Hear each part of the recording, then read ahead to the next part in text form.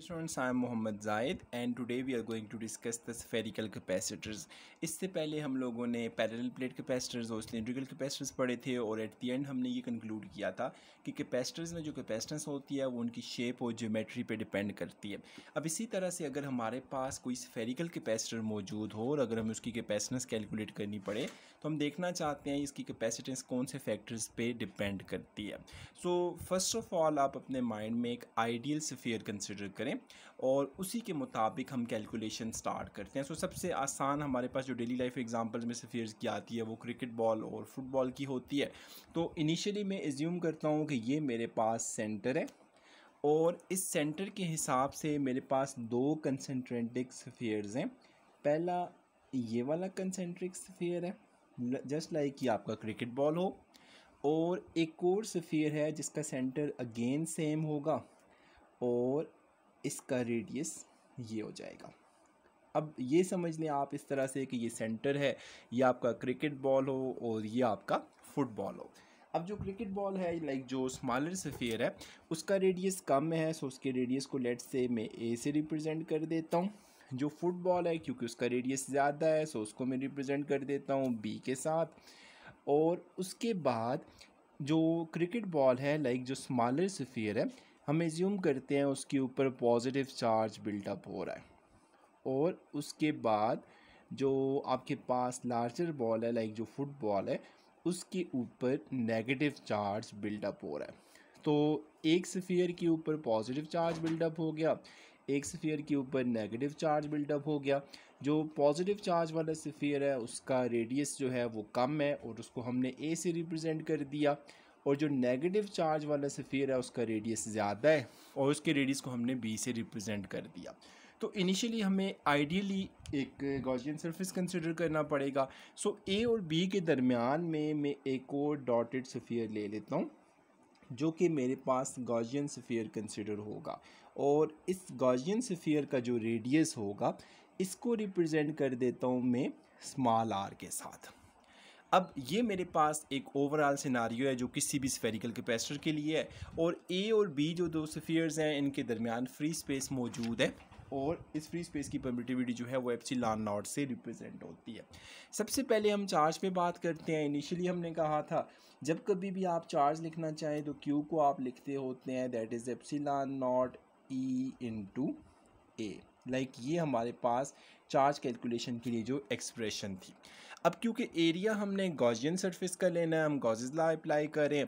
अब ये जो हमारे पास सेंट्रल स्फीयर है ये वाला जिसे हमने गॉसियन स्फीयर कंसिडर किया था, इसका स्फेरिकल बॉडी का जो एरिया होता है वो आप पढ़ते हैं area equals to 4 pi are square. So अगर मैं इस वैल्यू को इक्वेशन नंबर 1 में पुट कर दूं तो मेरे पास जो चार्ज की एक्सप्रेशन आएगी वो कुछ इस तरह से बनेगी epsilon naught times E into 4 pi are square. और यहाँ से अगर मैं इलेक्ट्रिक फील्ड को जनरेट करना चाहूँ तो इलेक्ट्रिक फील्ड की एक्सप्रेशन जो मेरे पास आएगी वो कुछ इस तरह से लिखी जा सकेगी।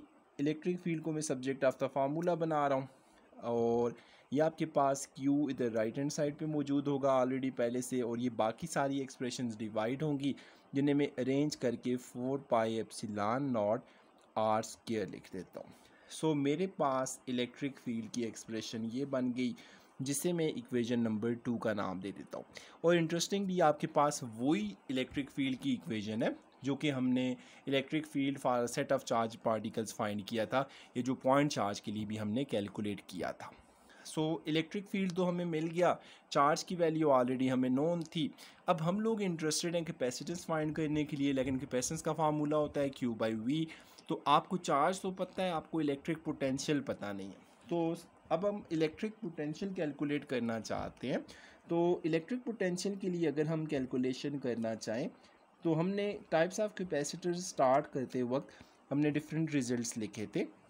हमने कहा था जो इलेक्ट्रिक पोटेंशियल होता है तो उसके लिए जो एक्सप्रेशन होती है that is V equals to E dot D S या ई डी एस था, और ये आप माइनस से प्लस टर्मिनल तक जाते हुए कैलकुलेट करते हैं। लाइक आउटर स्फीयर से इनर स्फीयर की तरफ आप इलेक्ट्रिक पोटेंशियल कैलकुलेट कर रहे हैं। अब इस केस में जो डी एस है नॉर्मली हम डी आर जो होता है वो आउटवर्ड लेते हैं, डी एस इस केस में मैं इनवर्ड ले रहा हूँ। तो इसका मतलब क्या हुआ, डी एस की जगह मैं डी आर लिख सकता हूँ with a negative sign. So your D S must be equal to minus D R. तो ये एक्सप्रेशन आपके पास बन जाती है फॉर डी एस। और माइनस टर्मिनल जो है उसका रेडियस जो है वो बी है, जो प्लस टर्मिनल है उसका रेडियस ए है। सो आपकी लिमिट्स बी से लेके ए तक होंगी। सो अब अगर हम इलेक्ट्रिक पोटेंशियल की बात करें तो इलेक्ट्रिक पोटेंशियल कुछ इस फॉर्म में लिखा जा सकेगा, E equals to electric potential from minus terminal मतलब बी हो गया, to plus terminal like A हो गया। ई की जगह सारी वैल्यूज़ पुट कर देते हैं, ये कुछ बनेगी Q divided by 4 pi epsilon naught into 1 by R square को अलहदा ले लिया मैंने, और डी एस की जगह मैंने डी आर लिख दिया विद अ नेगेटिव साइन। अब अगर आप कांस्टेंट सारे लेके बाहर चले जाएं तो आपके पास जो रिज़ल्ट बनेगा, इलेक्ट्रिक पोटेंशियल आपको कुछ इस फॉर्म में मिलेगा, ये जो Q divided by 4 pi epsilon not, सारे का सारा ये कांस्टेंट्स थे, ये इंटीग्रल से बाहर आ गए। Limits are from B to A, और आप इंटीग्रेट करना चाह रहे हैं, ये माइनस साइन भी मैं बाहर लिख देता हूँ।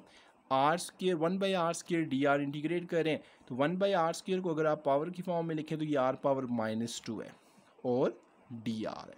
तो जब आप आर पावर -2 को इंटीग्रेट करेंगे तो आपके पास जो रिज़ल्ट आएगा वो कुछ इस फॉर्म में आ जाता है, -q divide by 4 pi epsilon naught, power rule apply करें, आर पावर -2 + 1 डिवाइड बाई -2 + 1, तो ये बनेगा R power -1 divided by -1 and the limits are from b to a। अब उसके बाद ये माइनस साइन से कैंसिल आउट हो जाएगा। सो अब आपके पास जो इलेक्ट्रिक पोटेंशियल बनता है वो कुछ इस फॉर्म में लिखा जा सकेगा,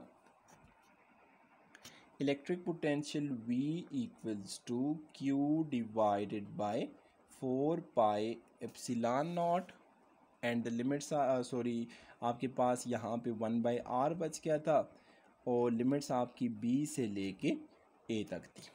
फर्दर अगर मैं इसको सिंप्लीफाई करना चाहूँ तो मेरे पास इलेक्ट्रिक पोटेंशियल जो बनेगा वो Q divide by 4 pi epsilon naught, 1 by R में लिमिट पुट करें तो upper limit minus lower limit हो जाएगी। So 1 by R like 1 by A minus 1 by B हो जाएगा। और अगर आप इसको मज़ीद सिंप्लीफाई करना चाहें तो इलेक्ट्रिक पोटेंशियल कुछ इस फॉर्म में बनेगा, Q divided by 4 pi epsilon naught, A B का अगर आप एलसीएम लेते हैं तो ये भी एलसीएम आ जाएगा, बी इधर मल्टीप्लाई हो जाएगा, माइनस ए इधर मल्टीप्लाई होता है। तो ये आपकी इक्वेशन बन जाती है। लेट्स से मैं इसे इक्वेशन नंबर 3 का नाम दे देता हूँ। अब मेरे पास इलेक्ट्रिक चार्ज भी मौजूद है, इलेक्ट्रिक पोटेंशियल भी मौजूद है, इलेक्ट्रिक फील्ड भी मौजूद है, और मैं इंटरेस्टेड हूँ कैलकुलेट करने के लिए कैपेसिटेंस। सो कैपेसिटेंस के लिए फार्मूला आएगा हमारे पास, कैपेसिटेंस इन फ्री स्पेस आपने कहा था C is equal to Q divided by V के बराबर होता है। तो अब यहाँ पे अगर आप Q और V की वैल्यू सब्स्टिट्यूट कर दें, like we are going to substitute the values of Q and V, ये आप इसे इक्वेशन नंबर 4 का नाम दे दें, substituting values of Q and V in equation number 4। जब इक्वेशन नंबर 4 में वैल्यू सब्स्टिट्यूट करेंगे तो हमारे पास कैपेसिटेंस C जो है, Q को तो आप सिंपली Q ही रख सकते हैं क्योंकि डिनोमिनेटर में ऑलरेडी मौजूद है, और V की वैल्यू पुट कर दें, V की वैल्यू आपके पास थी Q divided by 4 pi epsilon naught into B minus A divided by AB, और अब आपका Q से कैंसिल आउट हो जाएगा, इधर 1 बच जाता है, ये भी डबल डिवाइड है, ये भी डबल डिवाइड है, सो ये दोनों नोमिनेटर में चले जाएंगे, और आपके पास जो एक्सप्रेशन बचेगी इलेक्ट्रिक फील्ड कैपेसिटेंस के लिए, ये 1 divide by 4 pi epsilon not है, नोमिनेटर में जाके ये सिंपली 4 पाई एप्सिलॉन नॉट बन जाएगा। ए भी डबल डिवाइड है, ये भी नोमिनेटर में चला जाएगा, और B माइनस A यहाँ पे आ जाएगा। ये आपका रिजल्ट बन जाता है for capacitance of spherical capacitor. अब अगर आप स्फेरिकल कैपेसिटर की कैपेसिटेंस देखें तो ये किस पे डिपेंड कर रही है, 4 पाई आपके पास कांस्टेंट है, एप्सिलॉन नॉट परमिटिविटी या फ्री स्पेस है। So simply depends upon A and B. A is the diameter or radius of smaller sphere and B is the radius of larger sphere. So again हम तीसरे case में भी ये चीज़ देखते हैं। जैसे पहले दोनों केसेस में हमने कहा था कि जो टाइप्स ऑफ कैपेसिटर्स होते हैं उनकी कैपेसिटेंस जो है उनकी शेप, सिमेट्री और उसके अलावा उनकी ज्योमेट्री पे डिपेंड करती है। तो यहाँ भी स्फेरिकल कैपेसिटर्स में भी आके हमने यही चीज़ कंक्लूड की। तो इंटरेस्टिंगली कंक्लूजन ये हुआ कि आपका हर टाइप ऑफ कैपेसिटर जो होता है उसकी कैपेसिटेंस जो है उसकी ज्योमेट्री पे डिपेंड करती है। पहले केस में हमने देखा था जैसे पैरेलल प्लेट कैपेसिटर था, उसकी कैपेसिटेंस जो थी वो distance between the plates and area of the plates पे डिपेंड कर रही थी। इसी तरह से जो आपके स्फेरिकल कैपेसिटर्स थे उनकी जो कैपेसिटेंस थी वो भी उसी तरह से उसकी स्फीयर की ज्योमेट्री पे डिपेंड, सॉरी सिलिंड्रिकल उसकी शेप पे डिपेंड कर रही थी। और यहाँ भी हम बात कर रहे हैं जो कैपेसिटेंस है वो आपके स्मॉलर और लार्जर स्फीयर्स के रेडियाइज पे डिपेंड कर रही है। That's it for today, thank you very much, have a nice day ahead, Allah bless you.